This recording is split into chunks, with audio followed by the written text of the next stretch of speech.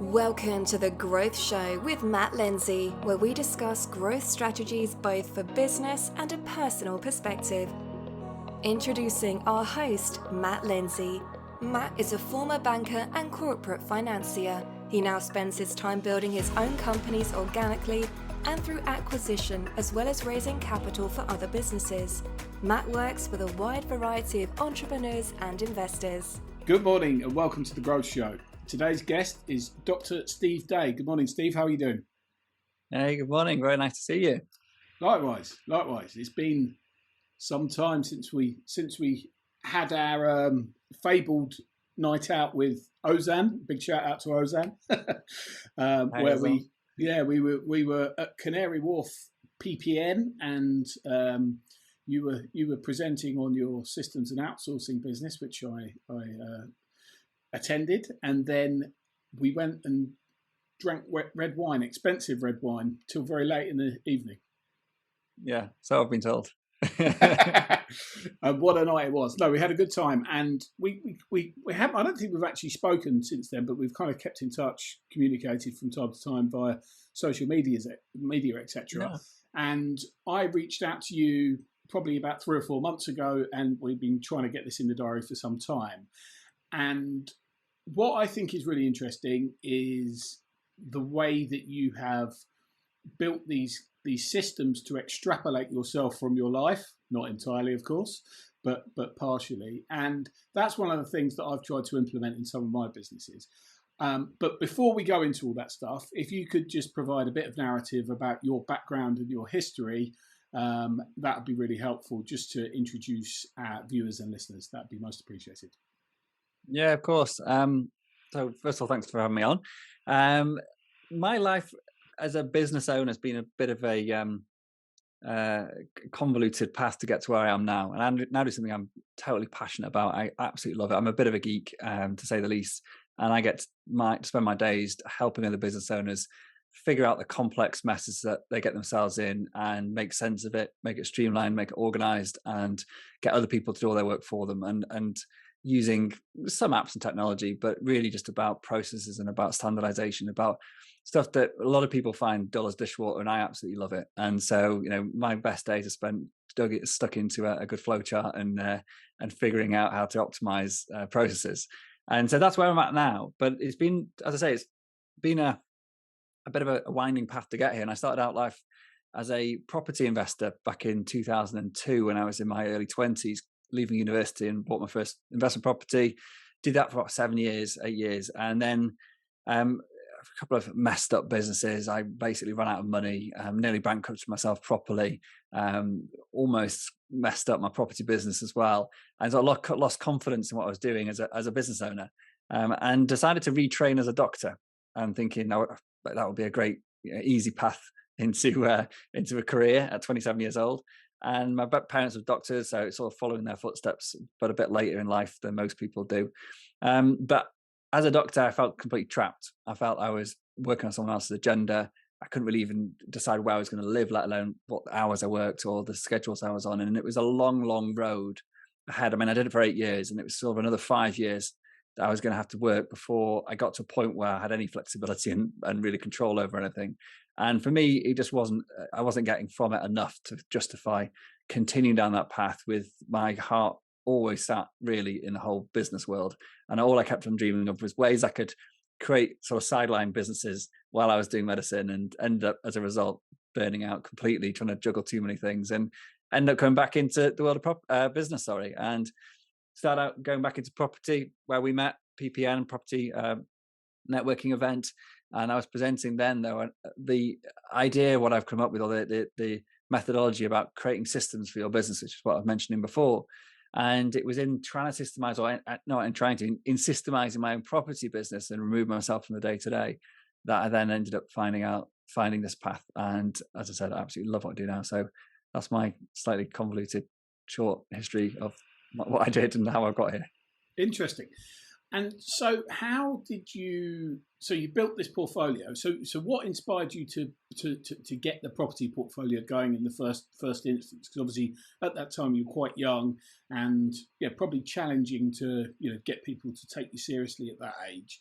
What was your kind of first steps? Did you do kind of any training or anything like that? What was your kind of motivation there?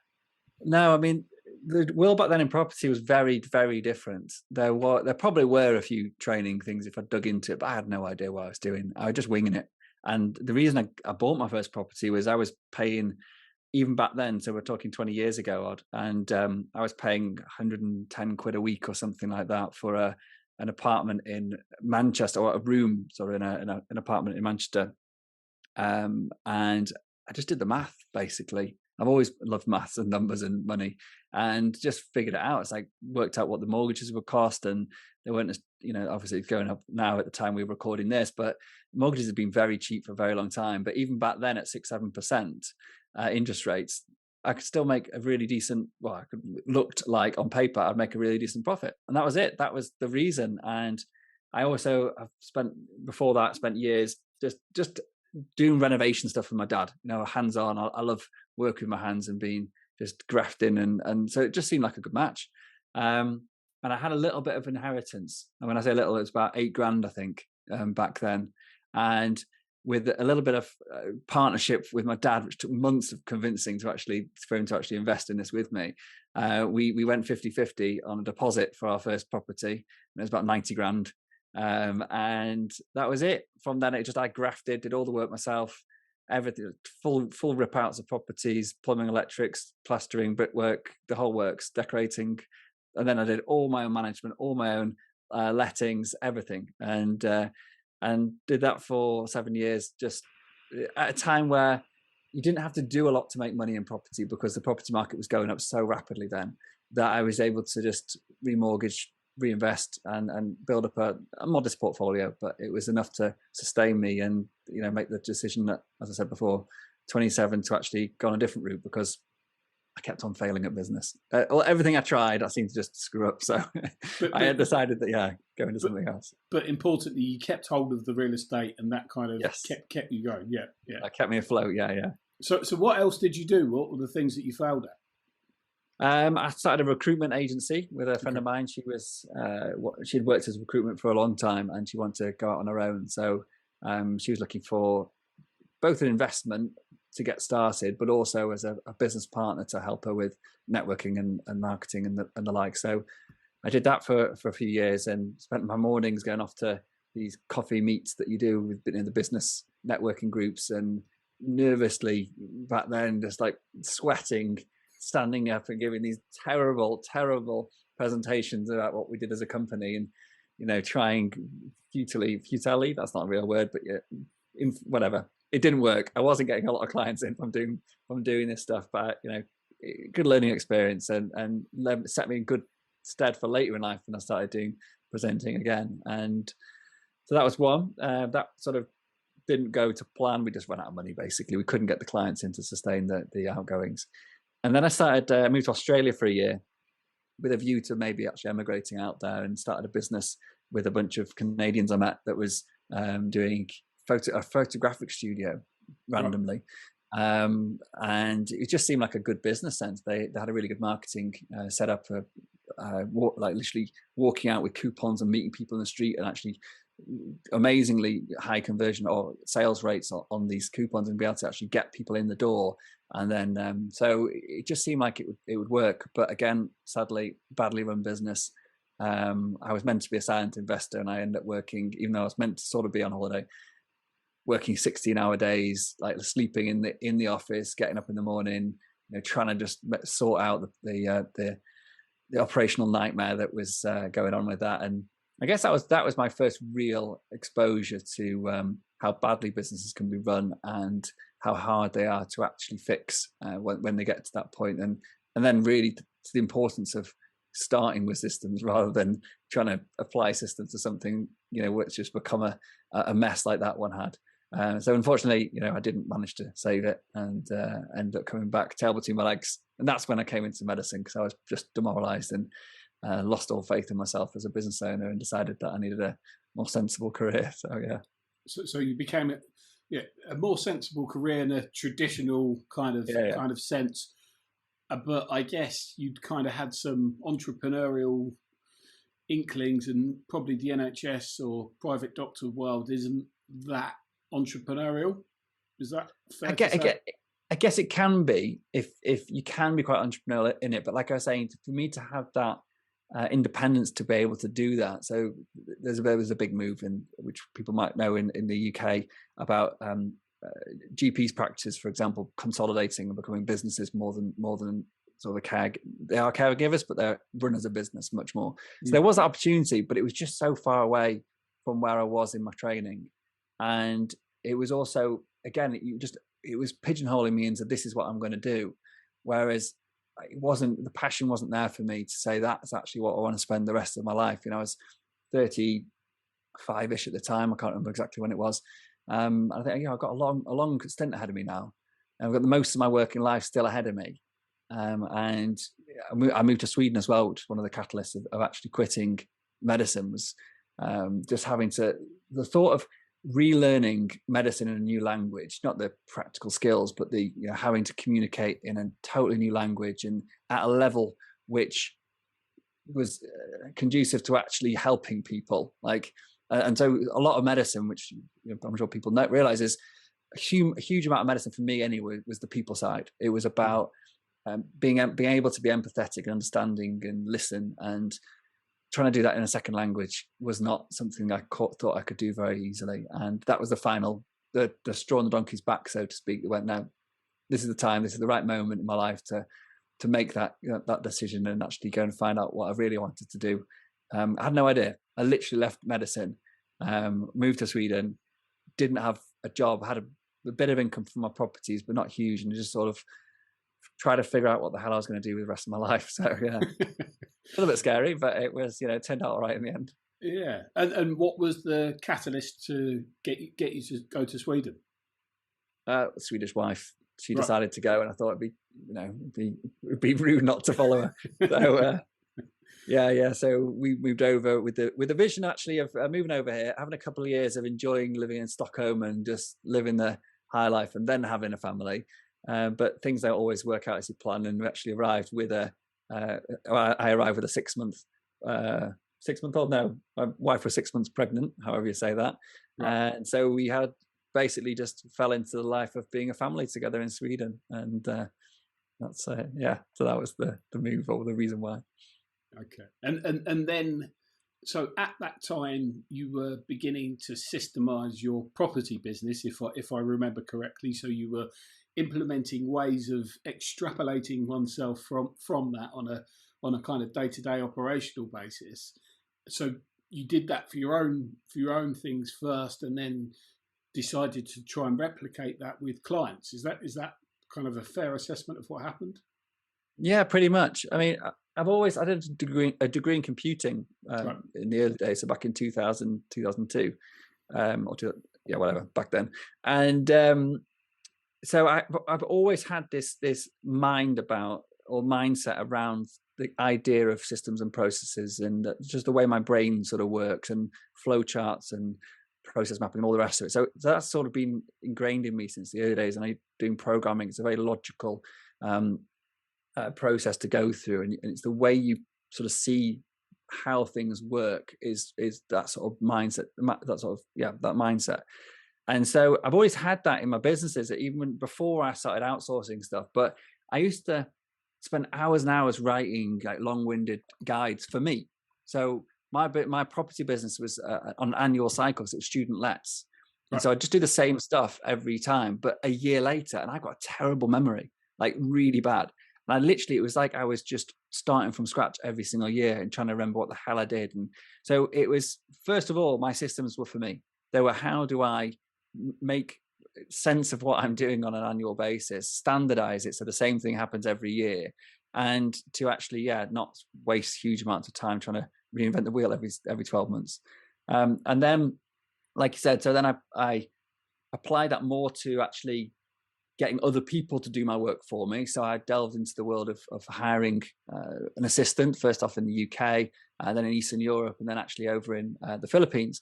And so figuring out how to get stuff off my back, out of my head, down the way that other people could actually do without my involvement, and then managing to then do that with anyone anywhere in the world without me actually sort of managing them, so to speak, on a day-to-day basis. That was the journey I went on. And when I got there, I thought, this is awesome.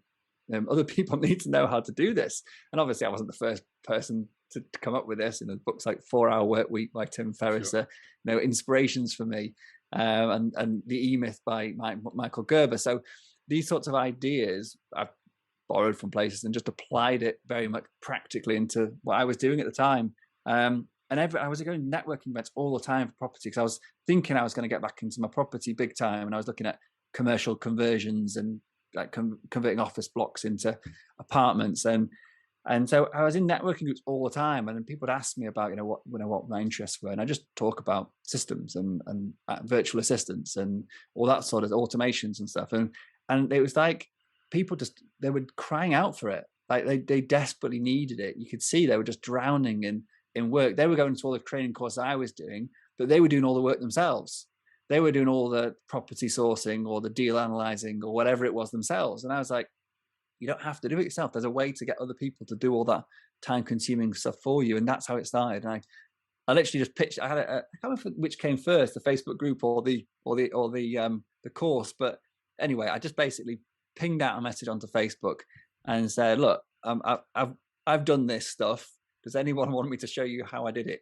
And I had 6 unsuspecting people sign up for that first ever beta, which was what I wanted, that cohort. And their results were just phenomenal, like better than mine. And I was just like, wow, if this works for other people as well, then maybe there's something to it. And that was the start of a journey, a 6-year journey to get me to this point now. And it's been fun. Yeah. Interesting. And so to rewind, I think every business has bits in it that don't function properly, don't work. How do you kind of go through the process of dissecting it, looking for ways to improve it? And I guess you're writing SOP, standard operating procedures, for the business. So there's a lot of work that goes into creating this as a kind of architecture that you can then basically implement. So you kind of have to strip everything back and start again. Is that right? Yeah and no. It's an interesting take on it. The way that we do it, what was born really, or the way that I do it now and the way I teach it, is the fact that books like I mentioned before, The E-Myth by Michael Gerber, brilliant book. If you haven't read it, you can listen to this and read it. And what it gives you is a different way of looking at your role in your business. And it makes you think that, the thing that you need to do as a business owner is lead the business, nothing else. And your job as a entrepreneur starting out is to find a way to get there. So to stop doing the work in your business and start, as he talks about it, working on your business rather than working in your business. And that in theory is awesome. The problem is actually doing it practically, because by the simple nature of the fact that you're basically, he talks really, the book's really aimed at sort of one person band businesses. But the principles are for any size business. And the problem is that if you've ever been a business owner, like even if it's you or you've got a couple of the people, if things aren't systemized, like you're just basically drowning. Like you are overwhelmed, you're stressed. There's never enough time to get stuff done. You're just getting the day-to-day stuff is more than a day's work. And so the challenge that most people found, and I found in the early days, is you mentioned writing SOPs. Like one SOP could take 20 minutes, an hour, 3 hours, like depending on the complexity of it. And you've got hundreds of these things you need to create. And so the first challenge to try to overcome was, okay, so how do I find the time to do this and then not waste my time even doing it? Like, how do I find time to even make the plan, but then actually not do the work? Yeah. And that was the game changer for me, was when I figured that out, to say, okay, rather than saying, and you talked about like optimizing your business process and stuff, that comes actually much, much later. Right. And that's why when most people talk about systems in businesses, they say you should get to a certain point in your business before you even think about it. Sure. You should actually have processes that you use every day that, and now you're looking to optimize, and now you need to start thinking about creating, documenting your systems and creating your SOPs and all stuff. Because most people look at it as a way to improve sort of the standard and get people to work more efficiently. Whereas the way I see it and the way that I took on board was, this isn't something for me to improve stuff. Okay, yeah, you can do that and you do that later.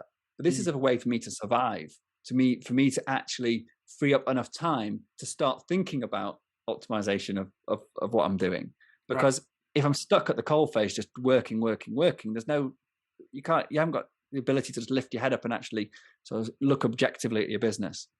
And so that was the crux of it that I had to nail. And it was, how do I get stuff out of my head down in such a way that other people can do my work without my involvement as quickly as possible, and then get them to create the systems or them to do the documentation for me. And so rather than looking at your business and saying all this stuff that you're not doing, and that's what a lot of people think about when they hire in people. It's like, look, I'm too busy to think about marketing. I'm going to hire someone to do my marketing for me. The problem is, every person you hire in to do something new, you just create more work for yourself. They may be doing the lion's share. You're going to have to feed them with whatever information they need to get their work done. You're going to have to review their work. You're going to have to give them feedback. You're going to basically now have more work to do. So even though you do need that thing, whether it's someone doing your bookkeeping or someone doing your marketing, whatever, that's got to come second. The first thing you got to do is just look at you. What are you doing right now? You are actually doing right now, and how do you stop doing it? So when we teach people on our courses how we do this, we just have a process. We call it personal systemization plan, and it's about, what am I doing right now that I actually shouldn't really be doing? Let's get that out of my head as quickly as possible. We have a method of recording videos really quickly. So as you're doing a task anyway, so it's not like you're adding extra work to your workload. This is a key concept, is I'm going to go and do whatever it is. So updating my website, for example. So instead of me thinking, oh, I've got to go and update my website, and I've got to do that again next week, is I'm going to update my website just like I've been doing for the past 6 months, because I'm one person man. But this is the last time I'm ever going to do it. And then so next time you do it, you hit record and you capture all the information needed in that video. So it's a scripted video, but it takes a couple of minutes to actually create more than you would have spent doing the task anyway. And that is now the first piece of the puzzle, because now you've captured the how of that task. And then we have a standard process called the didact process, which we then give that video to a virtual assistant for $3-4 an hour. They turn that into a system or an operation manual, which can be delegated to anybody, and it captures absolutely everything you need to complete that task. And that's it. So now I've just freed up whatever it is, 10 minutes a day doing that. And every 10 minutes you add up. So 10 minutes a day, 50 minutes a week, add up over the course of a year, 240 hours, about 240 minutes, about 40 hours. I'm getting my maths wrong here, doing this live. 10 minutes a day. Don't do live maths. No. 10 minutes a day, just trust me on this one. You can do the math. You save that 10 minutes and you add it up over the course of a year. So 10 minutes a day roughly equals about 40 hours of working time over the course of a year. So every 10 minutes you can offload of your day-to-day grind, of your repetitive stuff. It gives you back a week of your life. So every hour you offload, it's 6 weeks of your life. So when you start thinking of it like that, you think, if I just gave you 6 weeks right now to go and do the most valuable thing in your business, whatever that is, getting on the phone, finding the deal, whatever it is, I'm sure you make your business more successful. And that's the mindset shift that we have to get people to make, is to realize that saying to yourself, it'll just take me 10 minutes, I'll just crack on, it'd be easier just to do it myself, is actually costing you weeks and weeks of your life over the course of a year. And once people make that mindset shift, when you say, find the time to do it, it's not the hurdle is less than the goal or the gain. And if you have a systemized way of creating systems, your system for creating systems, it only takes you a couple of minutes to actually start offloading all the stuff you're currently doing. And then, going back to your sort of original question, and then once you've got that freedom, when you've freed up your day-to-day workload, or you've offloaded that, then you can start thinking about, okay, what's next? What else do I need to do? Or what else can I systemize or optimize in my business next? So that's the difference. I think that's why it worked for me as a very busy business owner, and why it works so effectively for all of our clients. Because people don't come to me when things are going well and they're, oh yeah, I've got loads of time in the world, I don't need systems. Like, they come to me when they're like, look, I'm literally working 100 hours a week. Yeah, I'm desperate. I need something to change. And that's the people that I want to help. And you can't do that if you say to them, hey, great, come on my course. It's going to be 60 hours of your work to go through the course. Then you're going to have to do all the work yourself and implement it. And so, no, you need to find a way to say, okay, how do I basically get you, the business owner, to do as little as humanly possible and train your staff to do all the hard work for you from day one. And that's why I think that what we do works so well for our target market, which is small business owners, busy small business owners.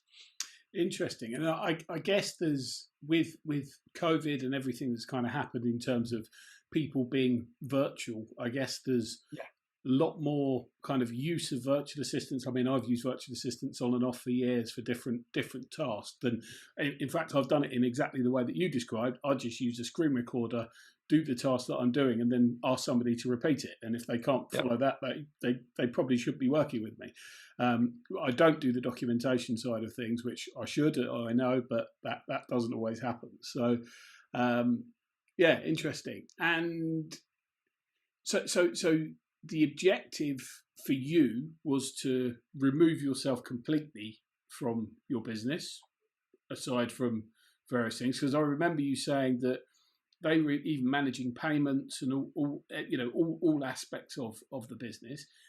Is that realistic for a small business owner to, I appreciate property's different in terms of, there are elements of kind of work required, signing contracts, etc.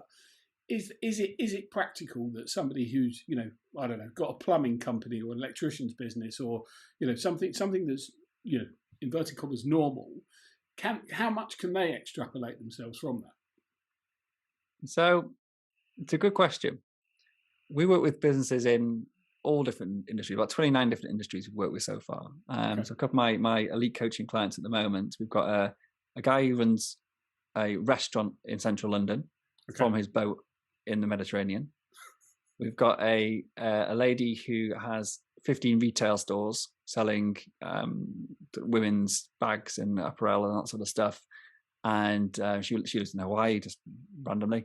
And so these are bricks and mortar type businesses. Right. Now, whether it's a plumber, a electrician, or a shop owner or a restaurateur or whatever, as I've described. But it doesn't matter what the business is. All businesses have admin. All businesses have work that is done these days on a computer. And if your work is done on a computer, it doesn't matter where in the world that work is done. So when I've got one of my best mates in the UK, a guy called Andy. If you happen to watch this, which I doubt you will, Andy, but listen to this, sorry, then hi, Andy. But he, only because he doesn't listen to podcasts, not because of your podcast. And Andy is, Andy's a window fitter. So, but like high-end window fitter. So he goes and fits like orangeries and all that sort of stuff at people's houses. And for years, I've been trying to get him to actually get an assistant, not just getting his mum to give him a handout with his, books at the weekends and stuff. But and he's stuck in this mindset that he really can't see how he could utilize somebody. And I'm just like trying to explain to him, like, your mum's not going to want to do this forever, or your wife isn't going to be, maybe she wants to have her own career doing something, or maybe there's more value that those people could add on the ground, doing stuff that only they can do, like only they can do, whether it's going around actually meeting people and getting new sales in, or whatever the key things is that these valuable members of your staff have to do because of either their skill set or their location or whatever. But everything else that actually that they shouldn't really be doing, or is taking them away from spending all their time on their highest value tasks, that is the stuff that all businesses can get other people to do. And in traditional sense, you'd hire an assistant, you'd hire a PA, and they come and work in your office with you, and you'd be like, can you just send that email? Can you post that, post that letter or whatever? Can you just run this report? Can you speak to this person? Whatever it is, all of that stuff, that can be done by anyone, anywhere. Because just the fact they're sat in the office next to you, because that's the traditional way of thinking. But as people know, like you mentioned before, with things happening in the world recently, everyone's much more now used to working remotely. And so a lot of that mindset shift that people used to really struggle with, that idea of, well, I can't possibly, I've got to be in the office, I've got to be around people. We've moved on from that now, and I think that's opened up people's minds to the possibility. And so going really back to your question of, if you're a plumber or electrician or whatever, if you read the E-Myth, he'll tell you stop doing the plumbing and start running a business and hire a plumber. That's how you run a plumbing business. But that's another conversation for another day. But just think, if you are the person doing the plumbing and that's where you earn your money, you get paid to turn up to a job and, do the bathroom or whatever it is. Then if you're sat at home writing up quotes, chasing up payments, updating your website, doing your social media marketing, doing customer service, doing your bookkeeping. If that's what you're doing in your inverted commas spare time, that's time you're not spent doing your income generating work. So all that time is costing you money. So if you could remove all of that work to somebody else, your earning capacity has just gone up significantly. And I hope if anyone is listening to this, that your business is earning more than $3, $4, $5 an hour for the work that you're doing. Because if you offload, therefore, I talk about it in one of my presentations that I often give, and it's if you can pay somebody less to do low value work than you can earn doing your highest value work, you'd be insane not to pay them to do it. Mm-hmm. Because you're not comparing apples for apples. You're not saying, it's going to take me 10 minutes to do this bit of admin and therefore, I just do it myself. It's like, if I spend 10 minutes doing this admin, I'm not earning my whatever rate I'm getting at $100 and $200 an hour. So yeah, I could pay someone, even if in the UK, £20 an hour, £15 an hour, whatever, for a PA in the UK. But I know I can earn £100 an hour, then you're crazy not to do it, unless you haven't got enough work, in which case you probably need someone to help you with your marketing to get more work in. Yeah. So it's sort of, that's the mindset that people need to shift if they're still stuck in that one person band mentality that you've got to do everything yourself. You've got to do some stuff yourself until you figure out how not to do it yourself.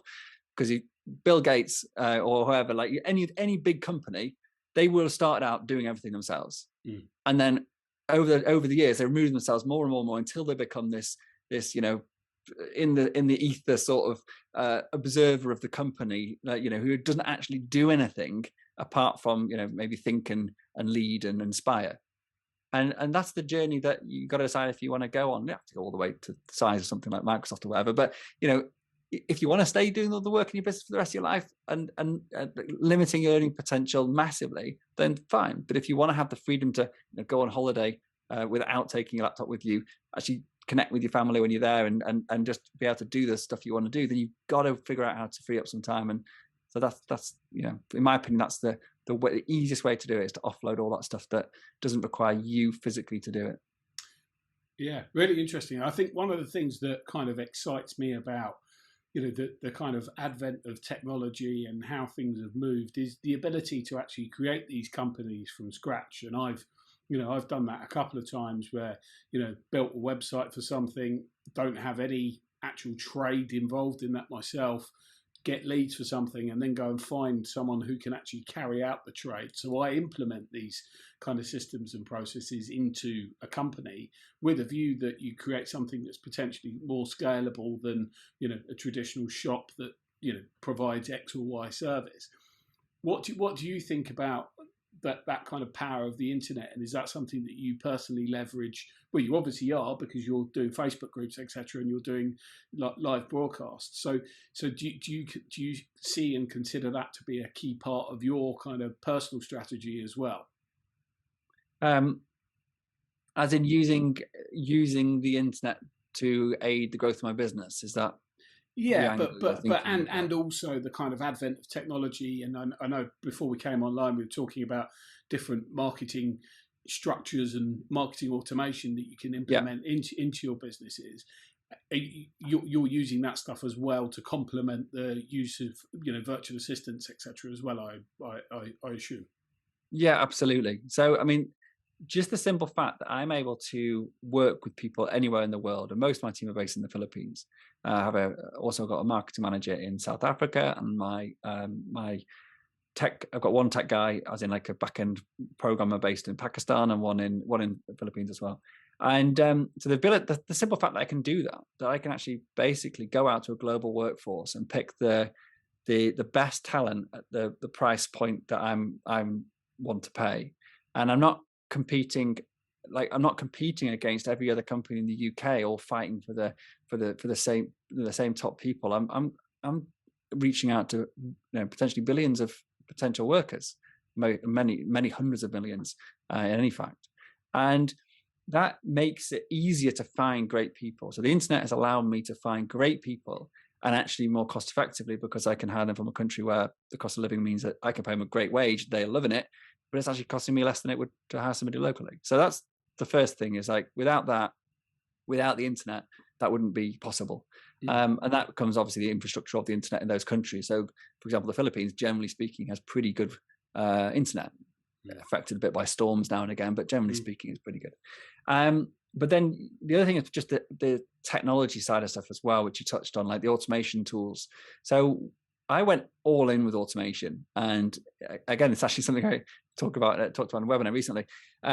I went all in. I mean, it was seriously in. I'm a proper geek when it comes to tech, and so I thought I'd automate myself out of my business. That's the way I thought I'd do, and I'd use bots and technology and all the rest of it. And it ended up being a logistical nightmare, an operational nightmare, because setting up and maintaining complex automations is huge. And we end up hiring dedicated people just to help us actually maintain these things and keep them running. And it ended up costing us massive amounts of money and huge amounts of time that, for the size of business we were, it wasn't necessary.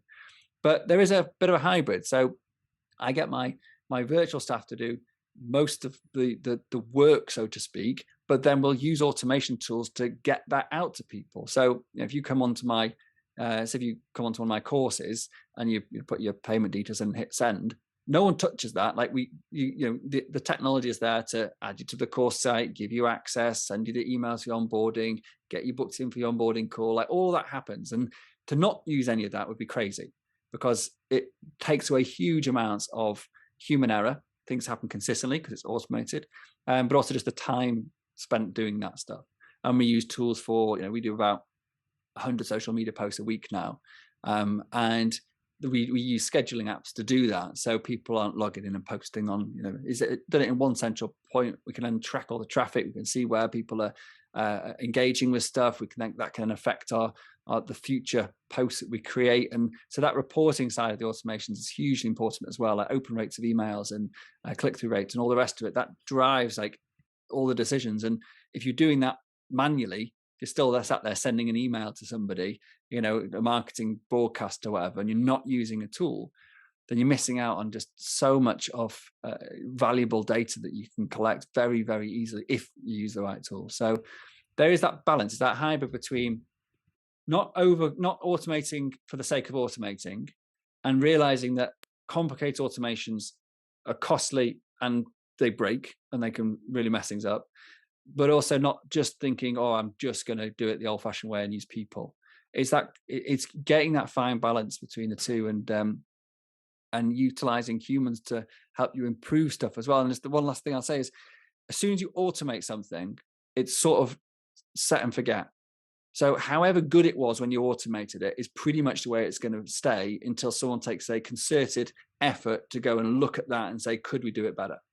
Whereas if you've got a human in the pipeline or in the process, then you've got an opportunity always to actually, for that person to flag up, hey, we could improve this. And so the automation side of any business needs to come after the systemization. So you decide, this is the way we do stuff. You get that baseline systemized. You then run it in a consistent way for a period of time with people. So your people then improve the process, and then you think, this is at a level I'm happy with it right now. Let's think about, can we automate this? And it's that 3 sort of level process you need to go through before you dive into the world of automation. Sounds like very sensible advice.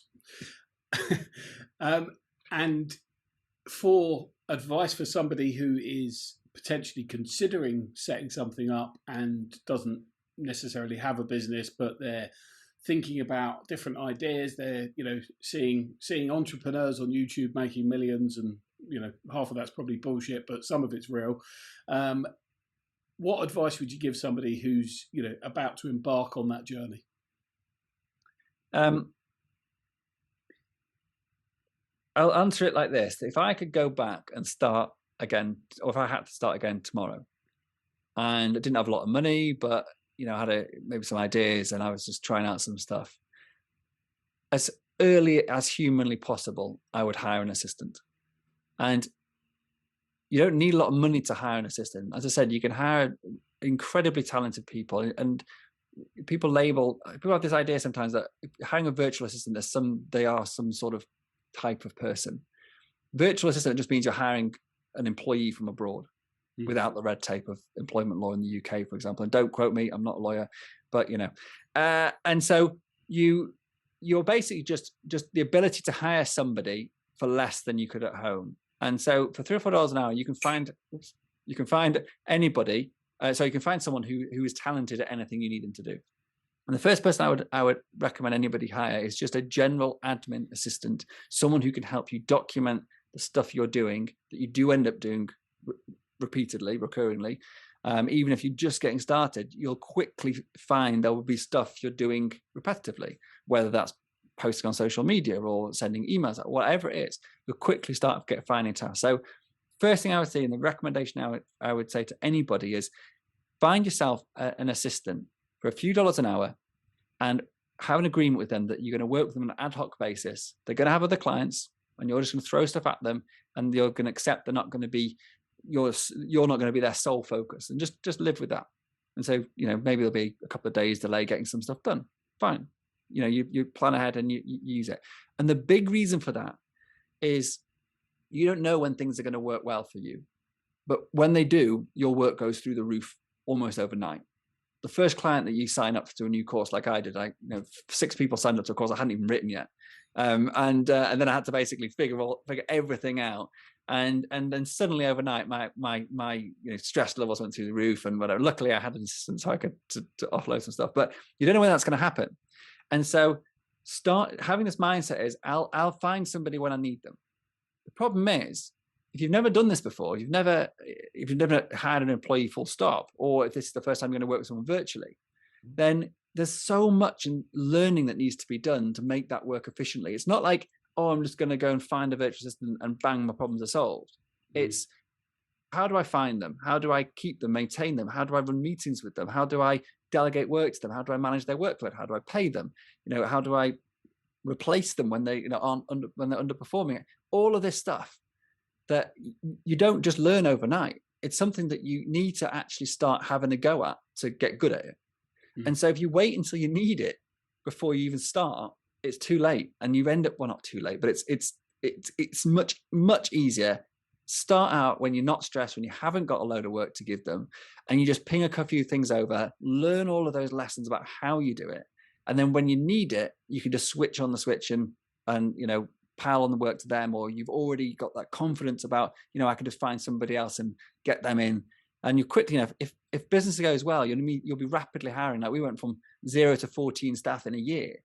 And so it's like you need to have some sort of idea about how you're going to find these people and stuff before you need it, because it can all happen very, very quickly. So that would be my advice: is right now start actually thinking about, if not actually, finding an assistant on an ad hoc basis for a few dollars an hour.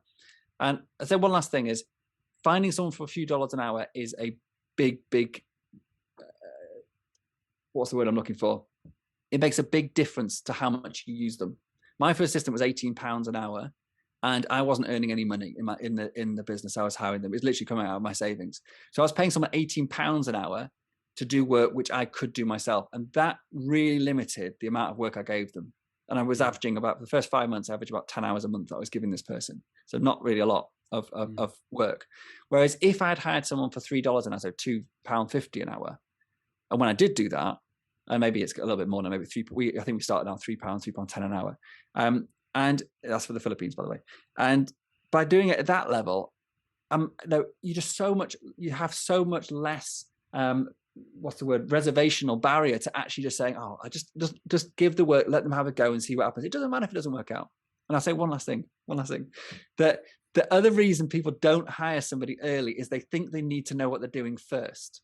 They think the business owner, you need to figure out what it is you're going to be doing and the process or the system before you hire somebody. But that means that you've made all the mistakes in trying stuff out to figure out the right way to do it. Whereas if you just delegate the work, whatever you are going to do, get them to do it. They come back and it doesn't work. It's their time that's been spent figuring out it didn't work. And then together you can improve it. You don't need to make all the mistakes yourself. Get a good working system and then give it to somebody. You can actually collaborate with somebody and use their time to make your mistakes for you. And I think that's a massive, again, mindset shift that people, if you get that idea, then it can really liberate you to free your time far, far quicker. Very interesting. And I think I'll be going and hiring a new virtual assistant. Good. Yeah, as I My say, work is done. as I say, I've used them in the past, and until recently we did have somebody doing some tasks for us. But actually, it's something that I've been toying with, just coincidentally, in terms of rolling out a new business that I'm in the process of launching. And this conversation resonates with me. Let's put it that way. So hopefully it does with other people. So in terms of your kind of growth strategy for that business. What does your sitting there stroking your white fluffy cat? What does world domination look like for you in that one? Do you have a kind of idea of where you want to get it to? Yeah, absolutely. I mean, I don't try and. Back in the day, people always talk about having 20-year goals and stuff, and I think that is really useful for some people. I think for me, I like to think in terms of something I really can see and achieve that I can achieve. So we have a mission to help 10,000 business owners to succeed where most businesses fail, like 90% of all businesses fail. And one of the spin-offs on that is that we want to create 100,000 lasting careers for people that deserve them. And so to get from where we are now, helping hundreds of clients, to helping 10,000 clients, there's a big void that I've got to try and figure out how to get there. And so for me, up until this point, it's been very much me being the coach in the business. It's been my ideas, my concepts, my processes. And over the past couple of years, I've started to get my team far more involved in the actual creation of our training content, realizing that actually what I train people to do is what I do every day. And I don't do it, my staff do it. So they're the ones that are actually the knowledgeable workers, the experts in how this stuff works now. Because I'll come up with an idea and I'll put it out there, but it's them that develop it. And so now they are the ones creating stuff. That's been a big, huge time saver for me. If you ever create any course content, to create good, high quality, detailed course content that makes sense and isn't confusing isn't easy. And so now I've managed to offload that. That was a big one.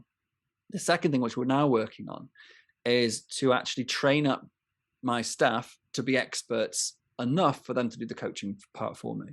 And that will be the scalable side, because once I've created my training programs for, we break our course down into individual elements. And we used to have I keep hitting my mic. We used to have a one group session where everyone got together and discussed everything. But we cover so much stuff now that we've broken it up. And doing that one thing for me, it's allowed me to say, okay, cool. Well, I can actually get someone specialized in that one area and become an absolute expert. And as soon as I can train someone to do that, then I can scale, because I can actually train multiple people to do that element of it. Because I think what we do is, what we teach is a methodology that is very standardized, as in we teach the same methodology, but when as as a business owner, your business is unique. Like, there are lots of similarities, which is why this stuff works, but the implementation in your business is unique to you. And so that's where I think that what we do is, it helps if you've got a coaching element. So for me to reach my lofty goals of 10,000, helping 10,000 business, I have 10,000 clients. I've got to figure out a way how I can coach more people in a way that's effective and makes it work for them. And part of that is through creating better and even keeping on improving my course content and delivery, but also then having this way of having coaches that I can then potentially franchise a business. If you look at a lot of these big companies like eMyth we talked about before, Mr. Gerber doesn't do all his coaching. He has got eMyth coaches, and so that's the sort of the way, like Gino Wickman Traction, for example. Like, Gino Wickman has the entrepreneurial operating system, the coaches that teach that, and it's that kind of business that I want to emulate to be able to reach a as wide audience as possible. And in terms of that kind of transition, obviously you're doing to your own business what you're telling other people to do in terms of extrapolating yourself from that. There's quite often, and I've had this, fear involved in terms of, I'm going to give it to somebody else and they're going to mess it up. They're not going to do as good a job as I would, and I'm going to have to do it again. What do you say when somebody says that to you? Because I'm sure that that's what people have said to you a lot of times. Yeah, and I said it to myself for 15 years, which is why I burnt out at 27 or whatever, 35, sorry. And so I get it. That literally, I'm a micromanager, I'm a control freak by nature. The idea of getting other people to help me was scary as hell, and it is still now. Like for example, me giving over control of the coaching side of what I do for the methodologies and the frameworks that I've created and nurtured and brought up. I mean, these are my babies. I've spent 6 years, like creating these and perfecting them to the point they are now. And then the idea, and then somebody else is going to then try and teach that stuff. That's weird. That's scary, but it's going to happen. But ultimately, it means that you can deliver to more people at the same time. Yeah, right? and so I can help more people. So I've got to do it. That's my drive. I've got to do this, because otherwise, it's just I can't help enough people. So back to your question about how you overcome that fear, and for me, it was when I figured out how to accurately, quickly document what I was doing in such a way that I could trust the system I created would get the result I wanted. That was the biggest step for me, overcoming that fear, is because now I wasn't actually having to trust a person. Obviously, there's an element of them actually turning up and doing what you asked them to. But if I was confident that the system I created was solid, that it gave them everything they needed to do the work for me without my involvement to a level I was happy with. If a competent person could use that system and achieve that result, I no longer needed to trust the person. I needed to trust the system. And for me, that was the game changer, was that, yes, you obviously build trust and relationships with your staff. I'm not saying that staff are just there pawns in this and you don't care about them and all the rest of it. But what I'm saying is, it doesn't matter who that person is anymore. That I can literally move people in my company from one job to the next. I do this regularly because it helps us improve our systems.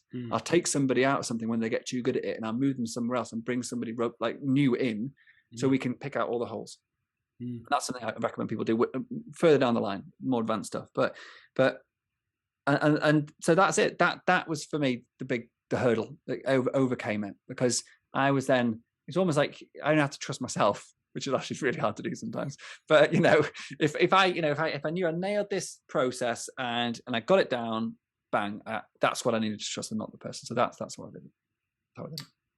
Interesting stuff. And in terms of because I know you're a keen sportsman and you often go out running in the snow and all kinds of crazy activities. Is that kind of part of what keeps you happy, motivated, and focused? And do you have any other kind of routines, habits, etc.? Anything on that side that you would like to share that helps you, I suppose? Yeah, I've always dabbled in running over the years. But I think people always thought I did more running than I did. I'd probably get like one run every 1 or 2 weeks, and maybe run for 10 kilometers, which I know for some people would be a long way. But that's sort of the level I was at for many years. And I got into fell running, so running in the hills. But again, I'll be running 10, maximum 20 kilometers. That would be like once every 6 months sort of thing, and it'd kill me. And because I didn't have that consistency of actually going out training, I could never really push stuff. And one of the gifts that systemizing my business gave me was the ability to choose when and where I worked, and that when I worked was the most important, because I live in Sweden. It's like dark for 6 months of the year, and there's like lit paths you can go on, whatever. But I like being outdoors, just running in the forest and in nature. And so the fact that I can do that at any time, I just block it out of my diary and run. That's super important to me. That's one of the driving things, and that freedom and having the time to do that meant I went from running 10 kilometers then to 20, and I did my first ultra marathon running 50, then I went 75, then 90, and then last year I ran my first 100-kilometer ultra marathon race. And so training for those things, and I hold my hands up, I haven't actually done a race this year, so there you go. And so I'm going to book one in very soon. And it might be next year now, but there you go. And so, but that was a lifelong ambition to be able to run 100 kilometers. I read a book called Ultra Marathon Man when I was in medical school, and I was totally inspired by this guy who was like running for like 12 hours nonstop. I was like, that's just insane. Like, that is not possible. And then a few years later, given the time, the opportunity to do it, there was me doing exactly that. And so that is a big inspiration for me. And just having time to do stuff like outdoors. I ski at the weekends, pretty much every weekend in the winter. I go skiing. I block out every Friday. So time blocking. So people always say they haven't time to do stuff. in my diary, Fridays in the winter is blocked out for skiing. That is what I do. I work. So basically Mondays is my time, as in like I focus on my highest income generating work. Tuesday, Wednesday, Thursdays is client and staff. And then I stuff around that if I've got extra time. And then Fridays is my time for either focusing on a project if I'm not going to go on a big, expedition somewhere, or I go skiing. And that's blocking out my Mondays and Fridays and just packing in, all of the meetings and the whatever I needed to do to actually serve and deliver to my clients and help my staff work. Doing all that on those 3 days meant that the flexibility you get from that is huge, and it allows me to start the week well and end the week well. And for me, that's a huge motivator, and gives you energy to continue. And when you finish work on a Friday, I used to do this all the time. You finish work on a Friday, you basically just slugged it, and you look back at the week and your targets for the week or your goals, and you've not done hardly any of it, and you can't figure out how and why how you're gonna do it. And it was just, again, a mindset shift of, I just block it out.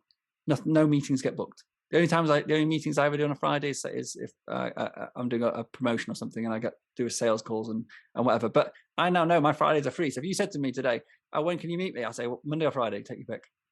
What time do you want? And it's such a nice thing to be able to say, with absolute confidence. There's nothing in my diary on a Monday or Friday. So yeah, that's how I do it, and how I carve the time out to do this stuff. Interesting. And obviously this is partly kind of your psychology and partly your design. If somebody's interested in kind of exploring this, where would you start? Would you start with the 4-hour body or the E-Myth, or what would be your advice in terms of... I come and watch the webinar that's on my website. That's what I do. And where do we find your website? Systemsandoutsourcing.com.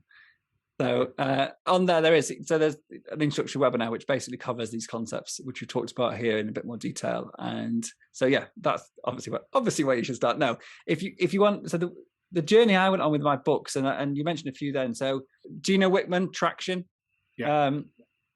So 4-Hour Work Week by Tim Ferriss, inspirational book, but not very practical. I think it's same with Michael Gerber, inspirational book, slightly more practical, but there are the challenges that come in. Clockwork by Michael, I can't say his surname.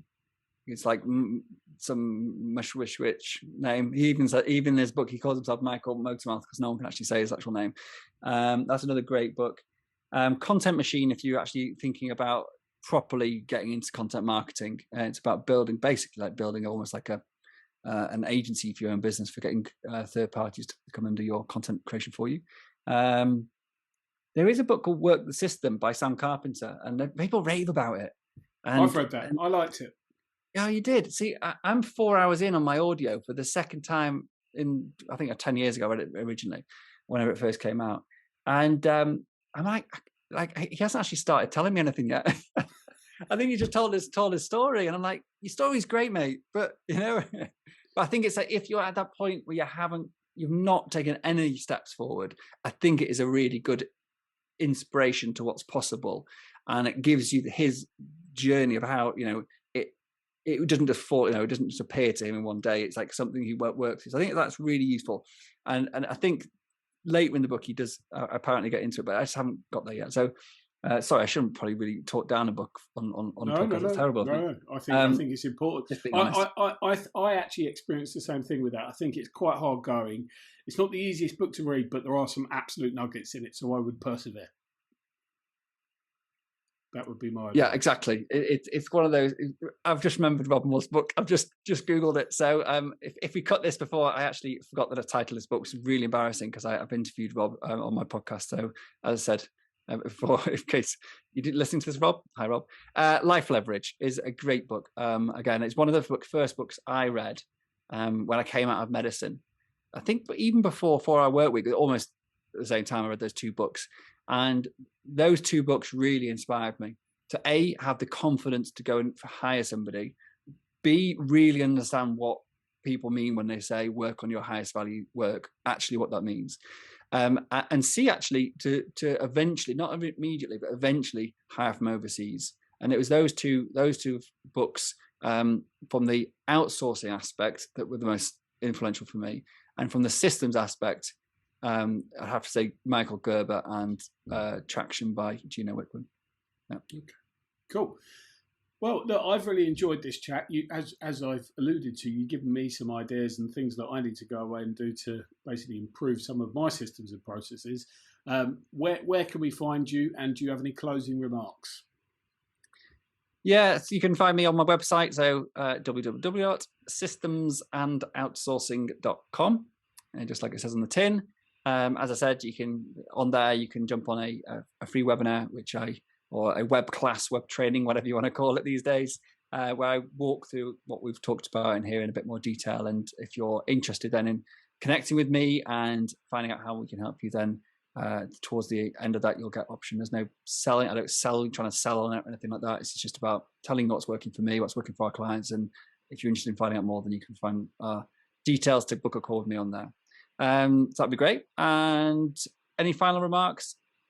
Yeah, regardless if you come and speak to me or not, or try and go this alone, or find somebody else who's going to help you with creating systems in your business and outsourcing your work. If you don't do this, then you are your work, you are your job, and there is no end to the pain you're currently feeling. It will get worse. And if you think that there's going to be a better time than now to start getting yourself out of the work you're doing, if you think at some point you're going to have enough money, or this next thing you're doing that suddenly you're going to then free up some time miraculously without having anyone to give it to you, then I just say it's wrong, because business gets harder, it gets bigger, more complicated. Your bigger your business gets, more complicated it gets. And the only way that businesses scale and don't fail is if they figure out how to get people to help them. And this is why I think you should all start now on this journey, even if it's just hiring someone for, a couple of hours a week, or even a few hours a month on an ad hoc basis. It's the